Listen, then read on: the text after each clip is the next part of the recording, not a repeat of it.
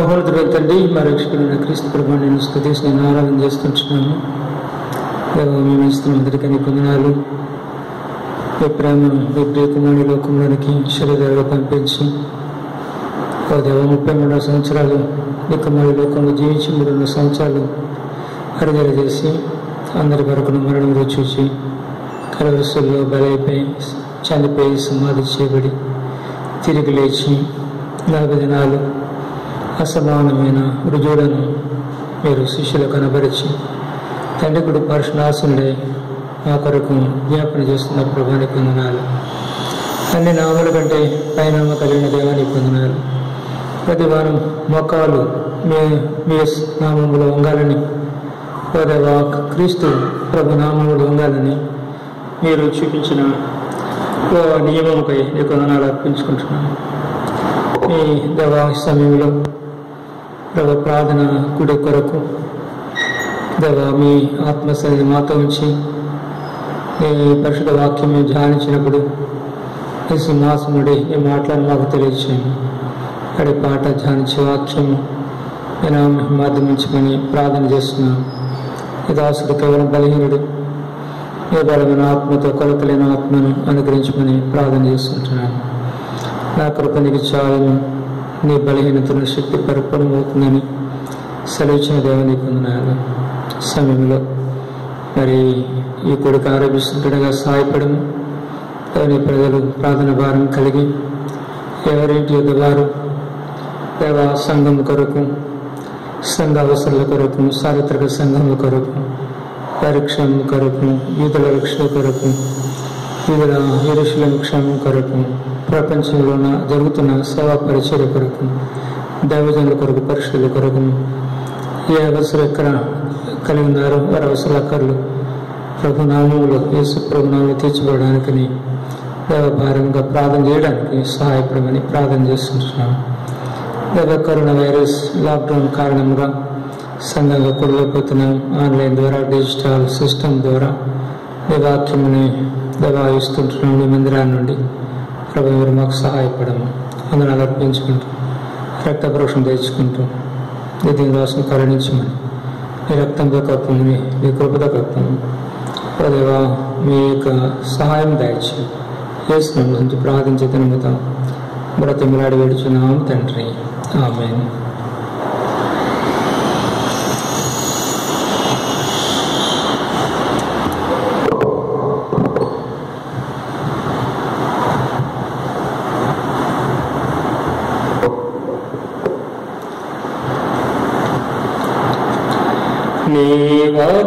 నీవాత్మయుద్ధములో జయముందుము.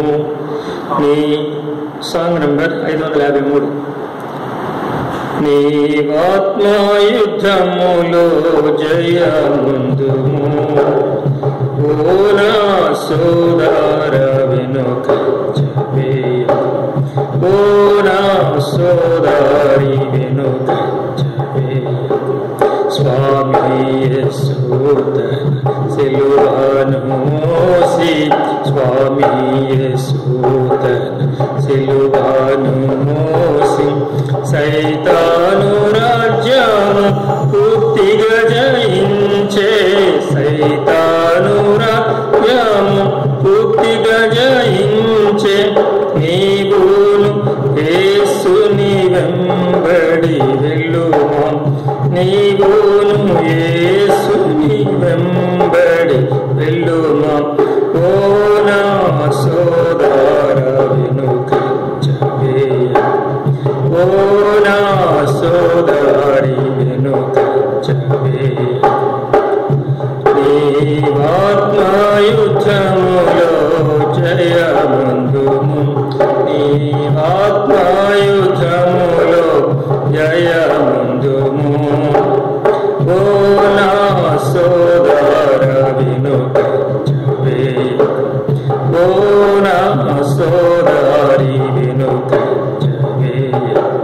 శిరమౌనముల మకుటము ధరించి, శిరమౌనముల మకుటము ధరించి, సిపాయి చేతులపై కొట్టబాడి కొట్టబడే సిపాయి చేతలపై కొట్టబడే నీ శిరస్సు నాట్లే సమర్పించు నీ శిరస్సు నాట్లే సమర్పించు ఓ నా సోదర వెనుకంజవేయకు ఓ నా సోదరి వెనుకంజవేయకు నీవాత్మాయుద్ధములో జయముందుము నీవాత్మాయుద్ధములో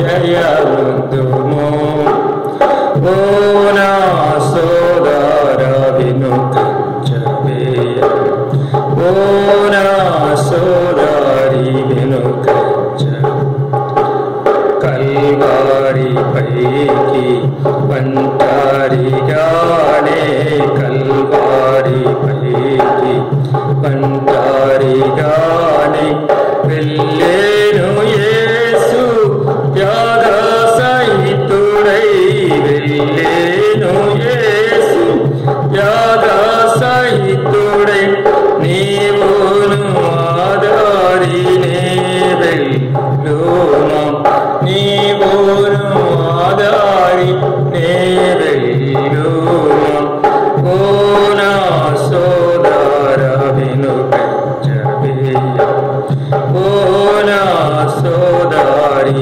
వెనుకంజవేయకు నీవాత్మాయుద్ధములో జయముందుము నీవాత్మాయుద్ధములో జయముందుము ఓ నా సోదర వెనుకంజవేయకు ఓ నా సోదరి వెనుకంజవేయకు లోకస్తులంతా నిద్రించుచుండగా లోకస్తులంతా నిద్రించుచుండగా మోకాళ్ళపై యేసు కొండపై నుండి మోకాళ్ళపై యేసు కొండపై నుండి నీవును ప్రార్థన శక్తి నందుమా నీవును ప్రార్థన శక్తి నందుమా ఓ నా సోదర వెనుకంజవేయకు ఓ నా సోదరి వెనుకంజవేయకు నీవాత్మాయుద్ధములో జయముందుము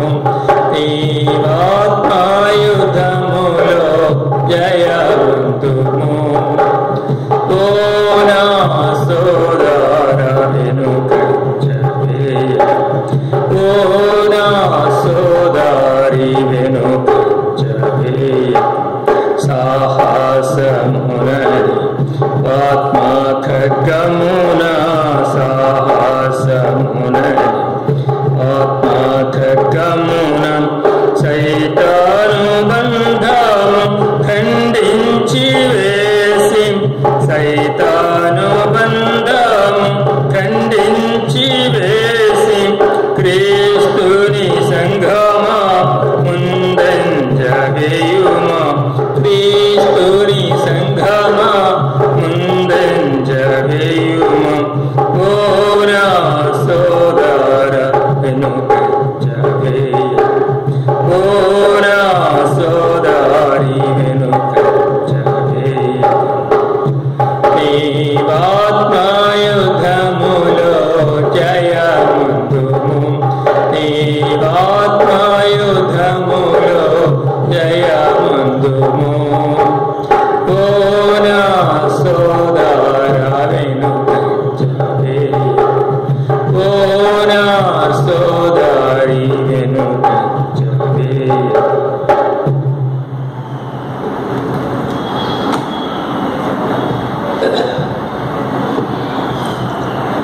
ప్రార్థన కొరకు వాక్యం ధ్యానిస్తున్నాం. నిర్గమకాండము 15వ అధ్యాయము 22 నుండి చివరి వరకు అనగా 27 వరకు మనం చదువుతున్నాము.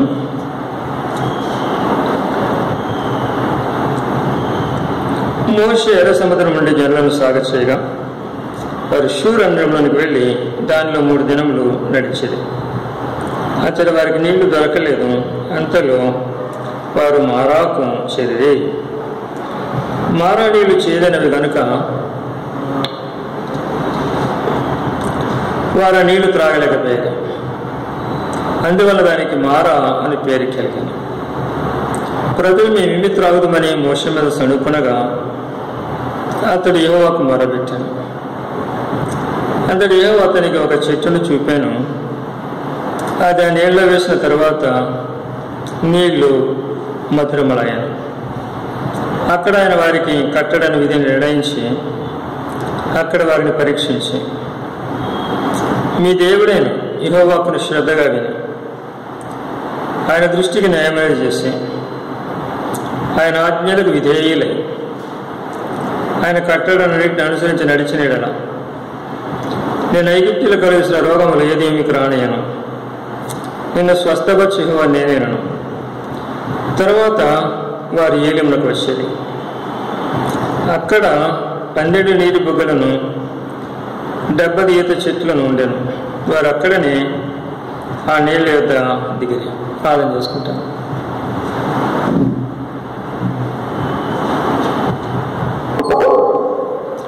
మహమ్మదుని తండ్రికి అర్పించుకుంటున్నాము. పాడిన పాఠకుడు స్తోత్రాలు ఈ వాక్యం ధ్యానిస్తుండగా చదువుని పరిశుద్ధ లేఖను ఆస్వాదించి వాటిని మీ ఆత్మ ద్వారా మాకు విశదీకరించి ఆత్మీయమైన సంగతులను ఆత్మ ద్వారానే తెలుసుకునదగును. మీ ఆత్మ ద్వారా మీ యొక్క మరుగైన సంగతులను మీకు మాకు బయలుపరిచి ఆత్మీయంగా మేము జీవించడానికి ఓదేవా మా పితల వల్ల మేము జీవించకుండా నూతన రీతిగా నూతన విశ్వాసంతో నిరంతరం మీ నూతన బలం పొందుకుంటూ దేవా ప్రీతికరమైన సేవ చేయడానికి మీ కృపయంత జ్ఞానవంత అభివృద్ధి చెందడానికి ప్రార్థన ఎడల పట్టుదల కలిగి దేవా జీవించడానికి మాకు సహాయపడము. వందనాలు స్తోత్రాదించుకుంటూ దేవా నిలబడి దాసులు కేరవట్టి వాడు మీ ఆత్మాభిషేకం కోరుతూ మీ మాటలు సింహాసనం నుండి నల్లని మాధుర్యమైన స్వరం మీరు మాకు వినిపింపచేయండి. 2 కెరూబుల మధ్య నుండి దేవా మీ యొక్క మాటలు మాకు తెలియచేయండి. వందనాలు అర్పించుకుంటూ యేసు నామమున స్తుతించి ప్రార్థించి అతి వినయంతో బ్రతిమలాడి వేడుచున్నాము తండ్రి. ఆమేన్.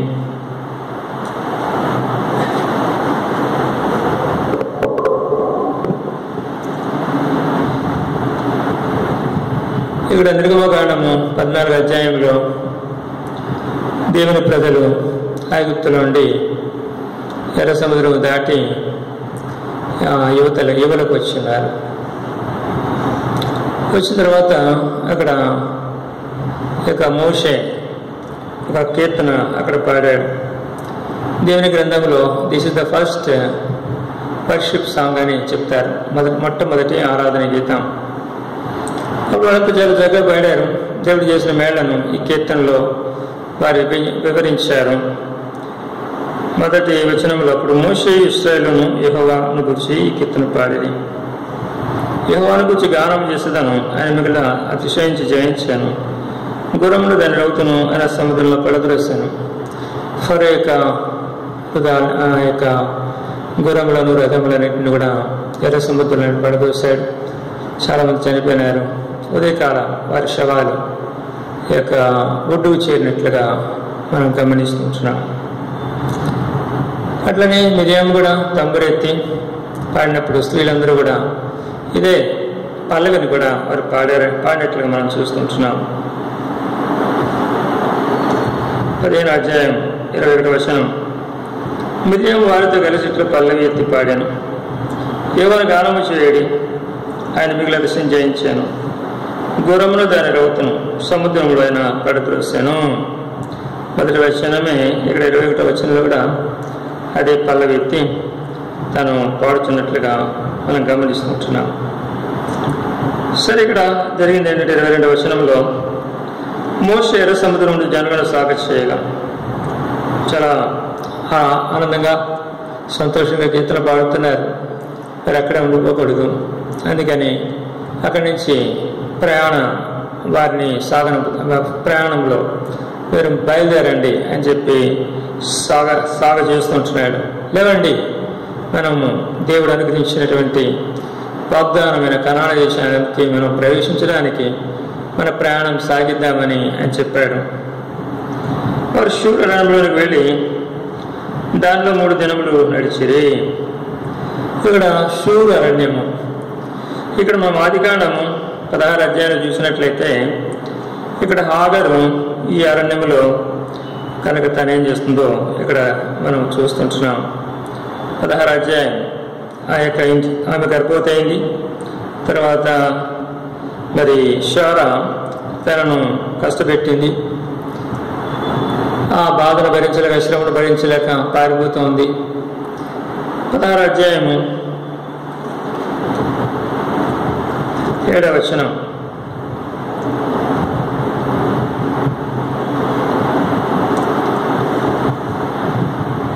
యెహోవా దూత అరణ్యములో నీటి బుగ్గ యొద్ద అనగా షూరు మార్గంలో బుగ్గ యొద్ద ఆమెను కనుగొని, ఇక్కడ ఎక్కడ పోయిందంటే యెహోవా దూత అరణ్యంలో నీటి బుగ్గ అక్కడ ఉంది. అనగా షూరు మార్గంలో బుగ్గ యొద్ద ఆమెను కనుగొని, షూరు వెళ్ళే మార్గం అది కనుక అక్కడ ఆమెను కనుగొన్నట్లుగా చూస్తుంటున్నాం. సరే, అక్కడ నువ్వు ఎందుకు వచ్చి ఎక్కడి నుంచి ఎక్కడికి పోతున్నావు, నువ్వెవరు అనే ప్రశ్న వేసినప్పుడు నేను శారీదాసి అని, మళ్ళీ వెనక్కి వెళ్ళిపో కనుక అక్కడ ఆమెకు అణిగమడి ఉండని దూత చెప్పగా తను తిరిగి వెళ్ళిపోయింది. ఇంకొక మనం గమనించినట్లయితే 25వ అధ్యాయం ఆదికాండం 18వ వచనం.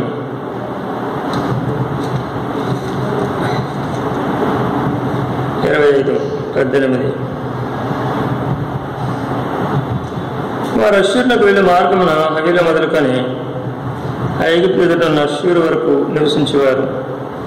అతడు తన సహోదరులందరి ఎదుట నివాసం ఏర్పరచుకున్నాను. ఇక్కడ మనం గమనించినట్లయితే ఇస్మాయిల్ యొక్క వంశావళి గురించి చెప్తూ వీళ్ళు ఎక్కడ నివసించారో ఈ యొక్క 18వ వచనంలో చెప్పబడింది. ఇస్మాయిలు 17వ వచనం. ఇస్మాయిల్ బ్రతికిన సంవత్సరం 137. అప్పుడు అతడు ప్రాణం విడిచి మృతి పొంది తన పితరుల ఎదుగు చేర్చబడాను. కనుక ఇస్మాయిల్ వంశావళి ఎక్కడ నివసించారంటే వారు అష్షూరునకు వెళ్ళే మార్గమున హవీలా మొదలుకొని ఐగుప్తు ఎదుట అష్షూరు వరకు నివసించేవారు. అతడు తన సహోదరులందరి ఎదుట నివాసం ఏర్పరచుకునేను. ఇక్కడ నివాసం ఏర్పరచుకున్నట్లుగా మనం గమనిస్తుంటున్నాం.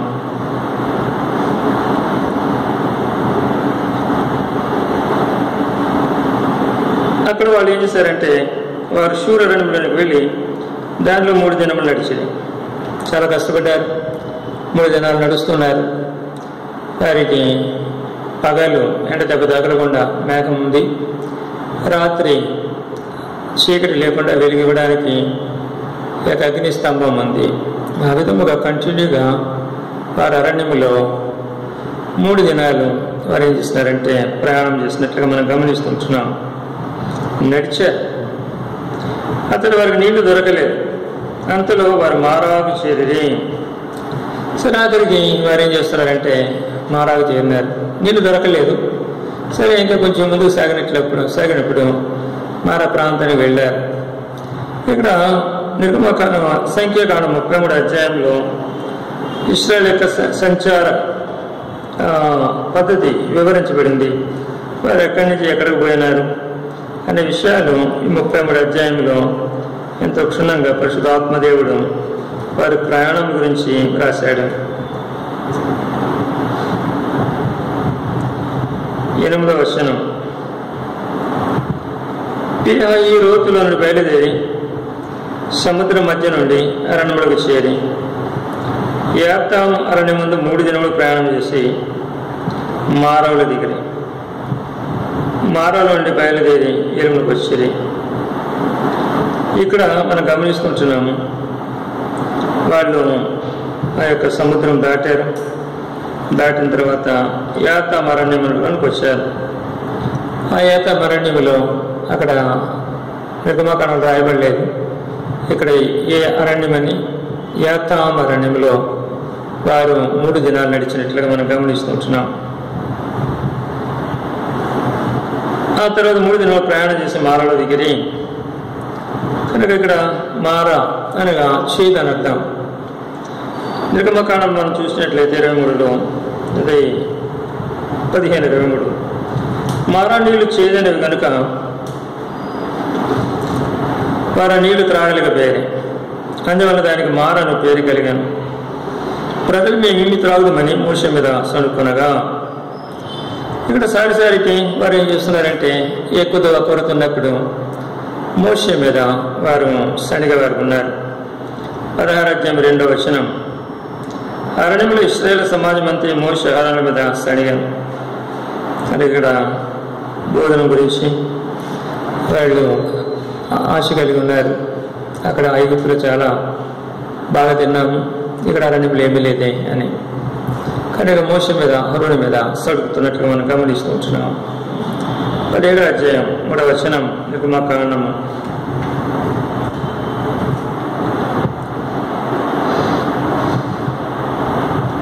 2 కూడా మోషేతో వాదించు త్రాగుడుకు మాకు నీళ్ళు మన అడుగుగా మోషే మీరు నాతో వాదింపనేలా యెహోవాను శోధింపనేలని వారితో చెప్పాను. అక్కడ ప్రజలు నీళ్ళు లేక దప్పికొని మోషే మీద సణుగుచు, ఇదెందుకు మమ్మల్ని మా పిల్లలను మా పశువులను తప్పించే చంపడకు ఐగుప్తునాడు ఇక్కడికి తీసుకుని వచ్చేసారనేది. కనుక వారి మీద సణుక్కునేవారు ఉన్నారు, గడిగేవారు ఉన్నారు, ఎదురు దాడి చేసేవారు ఉన్నారు. ఎందుకు తీసుకొచ్చారు మమ్మల్ని? ఐగుప్తులో వారు చాలా కష్టాలు పడ్డారు, దేవునికి మొరపెట్టారు, దేవుడు మరణ ఆలకించాడు. తర్వాత మోషేను పంపించాడు. కనుక మోషేకు అహరోనుని సాటిగా సహాయం ఇచ్చాడు, పెద్దల్ని ఇచ్చాడు. ఈ విధముగా ఐగుప్తు బానిసత్వం నుంచి వారు విడుదల పొందితే ఇప్పుడు మరలా తిరిగి ఐగుప్తే బాగుంది అని చెప్తారు. మనం కూడా అంతే. ఆత్మీయ సంగతులు మనం గ్రహింపలేనప్పుడు పాత జీవితమే బాగుంది, లోకంలో జీవించినప్పుడే బాగుంది, ప్రభు నమ్ముకున్నప్పుడు అన్ని కష్టాలే, బాధలే, ఇరుకులు, శోధనలు, నాకేం మేలు కలుగుతుంది అని అనేక మంది తలంచేవారు ఉన్నారు. ఆ విధంగా మనం తలంచకూడదు. ప్రార్థన అనే ఆయుధం ఉంది. కనుక ఎప్పుడైతే మోషే మీద సడుకుంటున్నారో మోషేకి దేవుడు ఒక ఆయుధం ఇచ్చాడు, అదే ప్రార్థన ఆయుధం. వెంటనే దేవుని సన్నిధి ఆయన మొరపెట్టుకుంటున్నాడు, ప్రార్థన చేస్తున్నాడు, ప్రభు ఆయనకు జవాబు ఇస్తున్నాడు, ప్రభు ఆయనకు సహాయం చేస్తున్నాడు. ఏమైతే ప్రార్థన చేస్తున్నాడో అవసర దగ్గర ఆయన తీరుస్తున్నట్లుగా మనం గమనిస్తుంటున్నాం.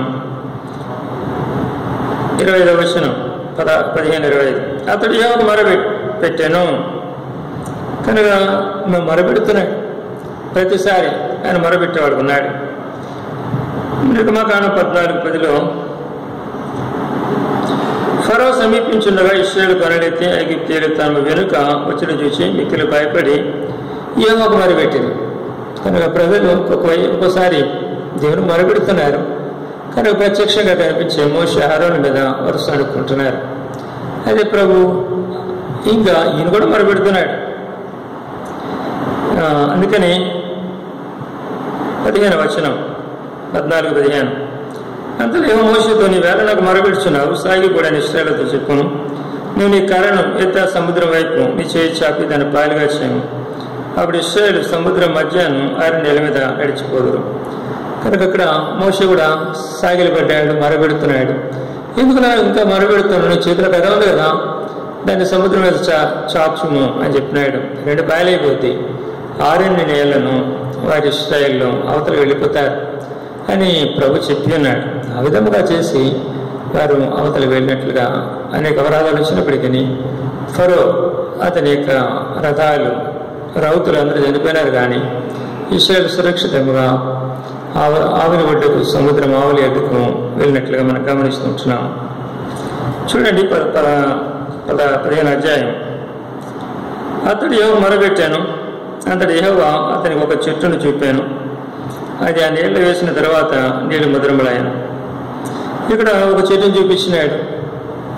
కనుక ఆ చెట్టును నరికి ఆ యొక్క నీళ్ళలో వేశారు, నీళ్లు మధురమైపోయినట్లుగా మనం గమనిస్తూ ఉంటున్నాం. దేవజనులు చెప్తారు ఆ చెట్టు సిలువకు సాదృశ్యం.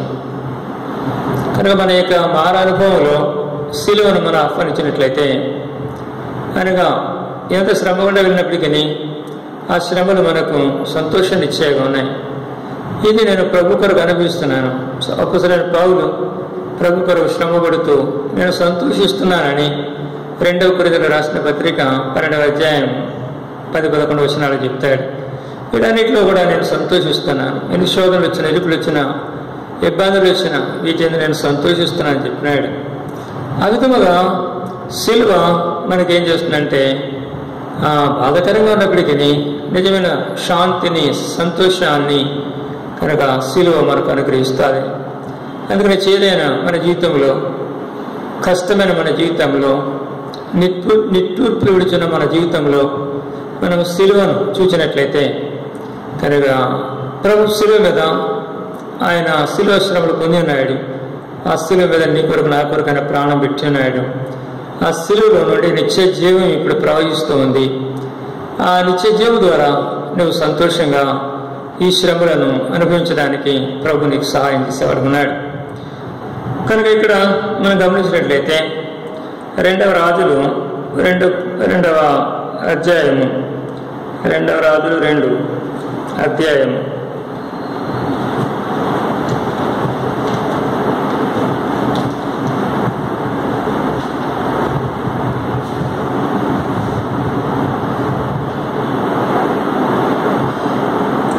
9వ వచనం నుండి 19:21. అందులో పట్టణం వారి పట్టణమున్న చూడు రమ్యమైనదని మా ఏళ్ళవాడని కనబడుచున్నది, కానీ నీళ్లు మంచివి కావు. అందుచేత భూమి నిస్సారమైనదని ఎలీషాతో అనగా అతడు క్రొత్త పాత్రలు ఉప్పు వేసి నా ఎద్దుకు తీసుకుని రండని వారితో చెప్పాను. వారు దాన్ని తీసుకుని రాగా అతడు ఆ నీటి ఒడి ఎద్దుకు పోయి అందులో ఉప్పు వేసి, యెహోవా సెలవిచ్చిన దేవునిగా ఈ నీటిని నేను బాగు చేస్తున్నాను కనుక ఇక దీని వలన మరణము కలుగపోవును, భూమి నిస్సారం ఉండదు నేను. కాబట్టి నీటి వరకు ఎలీషా చెప్పిన మాట చెప్పున ఆ నీరు మంచిదైనది. ఇక్కడ ఎరుకు పట్టణం వారు కనుక ఎలీషా దగ్గర, ప్రవక్త ఎలీషా దగ్గరకు వచ్చారు. ఆ పట్టణం వారంతా వచ్చారు. ఈ పట్టణంలో చోటు రమ్యమైనది అని మా ఏలువాడని కనబడుచున్నది, కానీ నీళ్లు మంచివి కావు. కనుక మరణకరం ఆయనది దాంట్లో ఉంది. పంటలు పండట్లేదు, నిస్సారంగా ఉంది, సారం లేదు. పైకి ఎంత రమ్యంగా ఉంది కానీ కనుక ఆత్మశక్తి లేకుండా ఉంది. మన జీవితాలు పైకి బాగా ఉండొచ్చు కానీ కనుక ప్రభు యొక్క ఆత్మశక్తిని మనం పొందుకోకుండా మనం కొనసాగిపోతుంటున్నాం. ఆ విధముగా మన ఆత్మీయ జీవితం నిర్జీవముగా ఉంది, జీవము లేనిదిగా ఉంది. కనుక పైకి భక్తి గల వారు ఉన్నా కానీ దాని శక్తిని మనం ఆశ్రయించకుండా జీవిస్తుంటున్నాం. అందుకని ఇక్కడ ఆయన ఏం చేసినాడంటే ఒక కొత్త పాత్రను తీసుకురండి అని చెప్పినాడు. అతడు కొత్త పాత్రలు ఉప్పు వేసి నా ఎదుగు తీసుకుని రండి అని వారితో చెప్పాను. వారు దాన్ని తీసుకుని రాగా కనుక కొత్త పాత్రలు అవసరం. కనుక దేవుని సేవ జరగడానికి కొత్త పాత్ర అవసరం. ఎవడైనా క్రీస్తునందు విశ్వాసించినడలా వాడు నూతన సృష్టి, పాత్రలు గతించేందుకు క్రొత్తగాను. ప్రభునందు విశ్వాసం ఇచ్చినప్పుడు పాత జీవితం పోతుంది, పాత పద్ధతులు పోతుంది, శాపగ్రస్తమైన జీవితం పోతుంది, పాపపు జీవితం పోతుంది. కనుక ప్రభు నూతనమైన జీవితాన్ని, జీవమును మనకు అనుగ్రహిస్తాడు.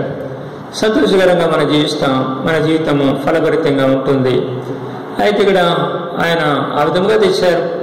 తెస్తే ఆయన ఏం చెప్తున్నాడంటే 21వ వచనము, అతడు నీటి ఓడ ఎదగిపోయి అందులో ఉప్పు వేశాడు.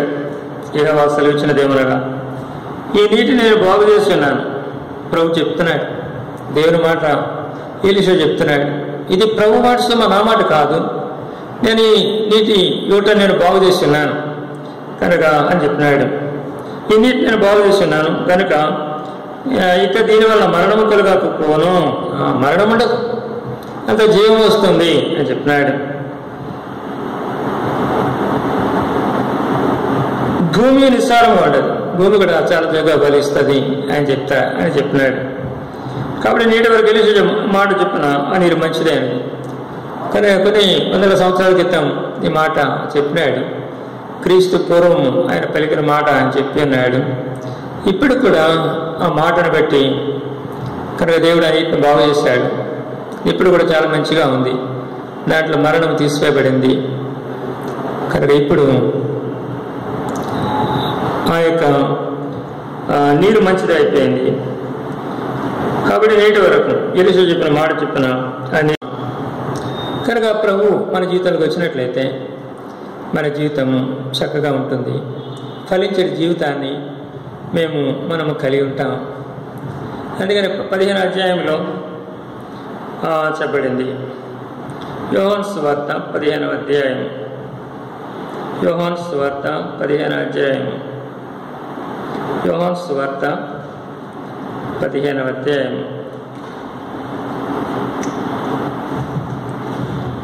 నేను నిజమైన ద్రాక్షవల్లి, నేను తండ్రి వ్యవసాయకుడు. నాలో ఫలింపుని ప్రతి తీగ నేను తీసి పారవేయను. ఫలించే ప్రతి తీగ మరి ఎక్కువగా ఫలింపుని దానిలోని పనికిరాని తీగను తీసివేయను. నేను మీతో చెప్పిన మాటను మీరు ఇప్పుడు పవిత్రులు అన్నారు. నా ఇందు నిలిచినుడి, మీద నేను నిలిచిందును. తీగ ద్రాక్షవల్లి నిలిచింటేనే కానీ తనందరూ దాన్ని ఎలా ఫలింపదు, అలాగే నా ఇందు నిలిచింటేనే కానీ మీరును ఫలింపారు. ద్రాక్షవల్లి నేను, తీగలి మీరు. ఎవడ నా ఇందు నిలిచిండును, నేను ఎవరి నిలిచును ఇందును వాడు బాగా ఫలించును. నాకు వేరుగా ఉండి మీరేమీ చేయలేరు. కనుకనే 8వ వచనం, మీరు బాగా ఫలించడం వలన నా తండ్రి మహిమపరచబడను. ఇందువలన మీరు నా శిష్యులగుదురు. ఫలించే జీవితం గురించి ఇక్కడ ప్రభు చెప్తున్నాడు. అందుకనే ఇక్కడ ఆ యొక్క మార చేరారు. మార నీళ్ళు బాగాలేదు. మార మోష మీద సణుక్కున్నారు. మోష దేవునికి ప్రార్థన చేశాడు. ఒక చెట్టును చూపించున్నాడు. అది నీళ్ళు వేసిన తర్వాత నీళ్లు మధురమైపోయినాయి. దీనికి సాదృశ్యంగా పాత నిబంధనలో ఎలీషా ఎరుకో నీటిని ఆయన బాగు చేస్తున్నాడు దేవుని నామమును పెట్టి. ఇప్పుడు ఏం చేస్తున్నాడంటే అక్కడ ఆయన వారికి కట్టడని విధి నిర్ణయించినాడు. మీరు నడవలసిన మార్గం ఇది. నిత్యం ఏమైంది నమ్మకం ఉంచండి. ఎందుకు సణుగుతారు, వణుగుతారు? మన దేవుడు సర్వశక్తిమంతుడైన దేవుడు. ఆయన కట్టడలను మీరు అనుసరించి నడుచుకోండి. కనుక మీరు విధులను ఇచ్చాడు. మీరు చేయవలసిన విధులు ఇవే, ఈ విధంగా చేయండి అని చెప్పినాడు. అంతేకాదు వాడిని పరీక్ష చేసినాడు. వారు చేస్తున్నారో లేదో పరీక్ష కూడా చేస్తున్నట్లుగా మనం గమనిస్తుంటున్నాము.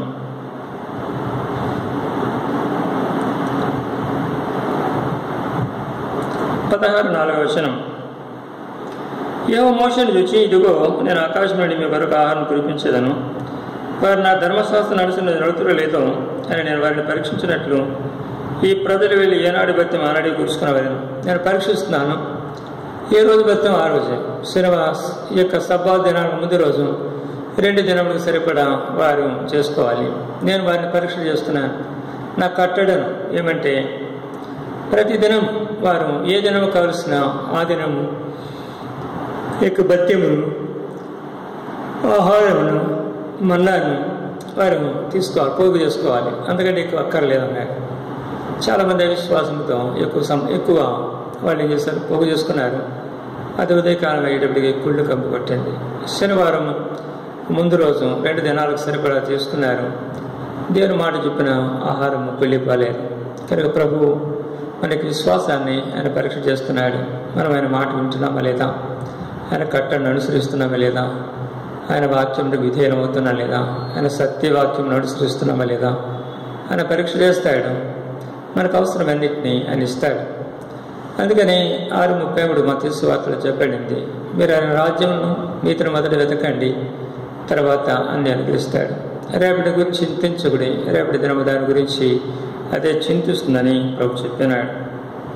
ఇప్పుడు ఇంకేమంటున్నాడంటే 26లో, మీ దేవుడైన యెహోవాను శ్రద్ధగా విని ఆయన దృష్టికి న్యాయమైన చేసి ఆయన ఆజ్ఞలకు విధేయలే, ఆయన కట్టడాన్ని నేను అనుసరించి నడిచిన ఎడల నేను ఐగుప్తులు కలిసి లోకం లేదు మీకు రానియను, నేను స్వస్థపరిచే యెహోవా నేనే. నేను ఇక్కడ మళ్ళీ దేవుని యొక్క వాక్యం శ్రద్ధగా వినాలి, ఆయన దృష్టిని న్యాయం చేయాలి, ఆయన ఆజ్ఞలకు విధేయలే, ఆయన కట్టను అనుసరించి నడిస్తే నేను ఐగుప్తులు కలిసి లోకంలో ఏది మీకు రాని, నేను స్వస్థపరిచే యెహోవా నేనేను. యెహోషువ గ్రంథం 24:25లో మనం చూసినప్పుడు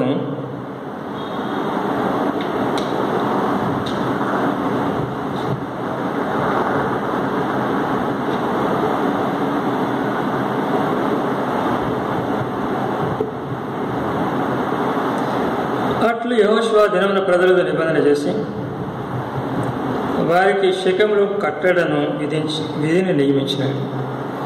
ఆ విధముగా దైవజనులకు దేవుడు చెప్పిన రీతిగా కట్టడలను విధులను వారు దేవుని ప్రజలు నడవలసిన మార్గాన్ని వారు బోధిస్తున్నట్లుగా మనం గమనిస్తుంటున్నాం. తర్వాత ఐగుప్తులు కలుగజేసిన రోగాల్లో మీకు ఏది రానని ప్రభు చెప్పినాడు. ద్వితోపదేశకాండము 7వ అధ్యాయం, ద్వితోపదేశకాండము 7:12-15.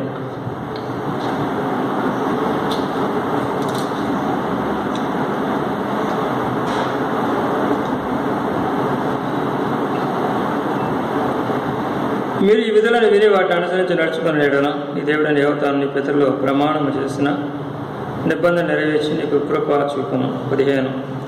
యెహోవా నీ యుద్ధ నుండి సర్వరోగములను తొలగించి నీ వెరిగిన ఐగుప్తులని కఠినమైన క్షయవ్యాధులను నీకు దూరపరిచి నిన్ను ద్వేషించి వారందరి మీదుగా వాటిని పంపించును. కనుక కట్టడని విధులను మనం అనుసరించినట్లయితే ఐగుప్తులు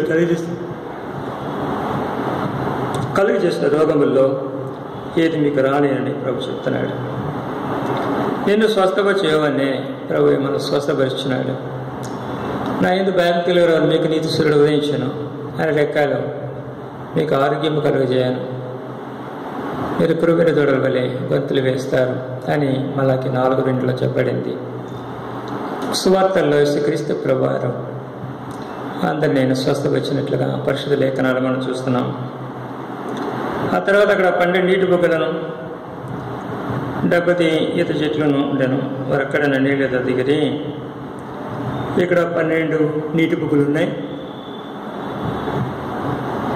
12 గోత్రాలు, ప్రతి గోత్రంలో ఒక నీటి బుగ్గ ఉంది. సమృద్ధి అయిన నీరు వారికి, వారి పశువులు, వారి పిల్లలకు ప్రభు అనుగ్రహిస్తుంటున్నాడు. తర్వాత 75 చెట్లు.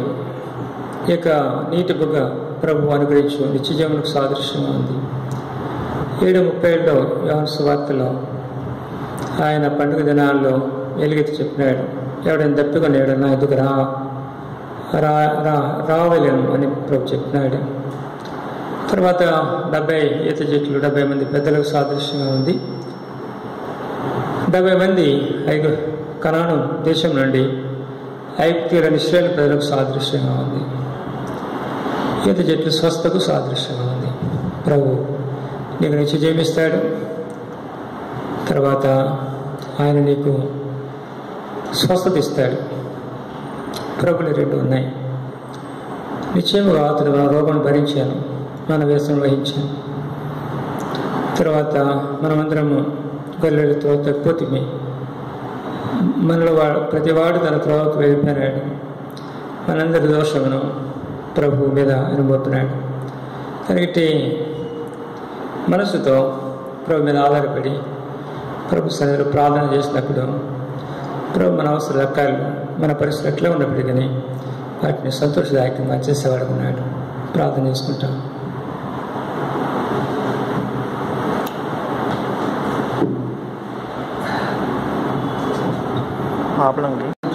అంచులు ఇటుపక్కన మౌనద్రవ్యంతరానికి స్తుతులు అర్పించుకుంటున్నాము. బలహీనగా తోడ వాక్యాన్ని బలమైన ఆత్మలో నీరు కట్టి కలుపజేయాలి. దేవా ఇశ్రాయేలు సనిగే వరకు ఉన్నారు. మోషే మీ సన్నిధిలో ప్రార్థన చేసేవాడు ఉన్నాడు. ప్రార్థన ద్వారా పరిస్థితులను మారగలిగినాయి. దేవా మీ మీద సంపూర్ణమైన విశ్వాసం మీకు కలిగి జీవించాలని కోరుతున్నాను. అందుకని విశ్వాసంతో మీ సన్నిధిలో దేవా మేము ప్రార్థన చేయడానికి సహాయపడాలి. మేము అడుగువాడంటే ఊహించేవాడు ఖచ్చితంగా చేసే శక్తి గల దేవుని ఉన్నారు. ఉదయం మేము అడిగిన పొంది ఉన్నామని నమ్ముచున్నాం.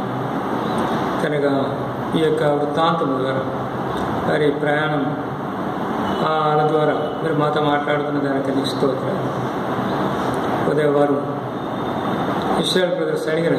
మోషే ప్రార్థన చేస్తున్నారు. మేము సణిగారు అంటే ఇంకా ఎక్కువ నష్టానికి ఉంటాం. ప్రార్థన చేసినట్లయితే ప్రభు మీరు మాకు సహాయపడే దేవుడు. అది ఎంత కఠినమైన పరిస్థితి అయినప్పటికీ మీరు సరళం చేసే దేవుడు. అందుకని దైవజనులు నీ మీద ప్రార్థన ద్వారా ఆధారపడ్డారు. వారు ఆత్మీయమైన చక్కటి జీవితం జీవించి మాకు మాదిరికరంగా వారు చూపెళ్ళిపోయినారు. మా ప్రభు కూడా ఆయన ప్రార్థన చేస్తున్నాడు. శరీరధారణ దినాలను ఆరోధనతో కన్నడితో తన మరణం నుండి తప్పించగలవానికి ప్రార్థన యాచన సమర్పించి బాధ్యతలు కలిగిన ఆయన అంగీకరింపబడని రాబడింది. ఆయన కుమారుడు ఆయన పొందిన శ్రమల ద్వారా ఇదే తను నేర్చుకున్నాడు. అలాగే మా ప్రభు కూడా ఇదే మార్గం వెళ్ళాడు, మేము కూడా ఇదే మార్గం వెళ్ళడానికి సాయం చేయండి. ఈ కష్ట దినాల్లో ప్రభు మీ పైన ఆధారపడుతున్నాం. మేము ఈ వాక్యాన్ని అనుసరించినప్పుడు ఐగుప్తులు కలిగిస్తుందో లేదు మీకు రాని నేను స్వస్థపరిచేవానని మీరు ఇచ్చిన గొప్ప వాగ్దానం చేస్తున్నారు. ఈ భయంకరమైన కరోనా వైరస్ దేవా అన్ని దేశాలు కూడా ఓ దేవా మరి అనేకులు ప్రాణాలు బలిగా ఉంటుంది కనుక మీరే సాయం చేసి దేవాని ప్రజల చుట్టూ మీకు అంచె వేసి దేవా ఈ యొక్క కరోనా భయంకరమైన వైరస్ ఆగిపోయినట్లు చేయండి. మా ప్రాంతము, మా రాష్ట్రము, మా దేశము, ప్రపంచాన్ని అది విడిచి వెళ్ళిపోవడానికి సాయం చేయండి. కనుక దేవుని పిల్లలుగా మనం భారంతో ప్రార్థన చేయడానికి సహాయపడము. అన్యులు కూడా ప్రభునామని విశ్వాసం ఉంచడానికి సహాయపడము. కృపగా అప్పగించుకుంటూ యేసు నామమున ప్రార్థించి విడుచున్నాం తండ్రి. ఆమేన్.